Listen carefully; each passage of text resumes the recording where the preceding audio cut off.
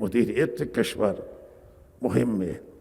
مدیریت باید به نحوی انجام بگیره که داخل نکته مهم این است که ملت که جمهوری اسلامی را یک نظام را میاره، یک هر سیستمی باشه بیاره، باید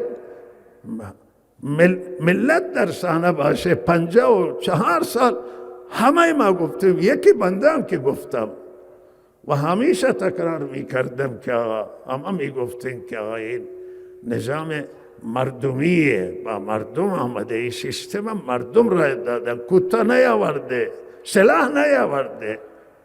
این سلاح نمیتونه نگهداری کنه، این مردم آورده، باید مردم به پای نظام باشن، حمایت کنن. و لحظه شما بینید که چقدر ریزش شده. و این که بعضی میگن که رفراندوم برگزار کنید و همه فرسی باشه که مردم چه میخواهند و مسئولین حاضر نمیشن، مسئولین خوب میدانن که چه وضعیتی هست و ملت به هر حال ناراض شده. و این حیاتی و مهمه، خیلی مهمه.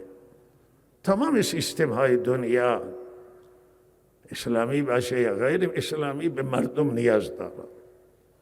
مردم باشند، مردم حامی. و من یک چیزی بگم اینجا، میگم ولی قدرت الله است.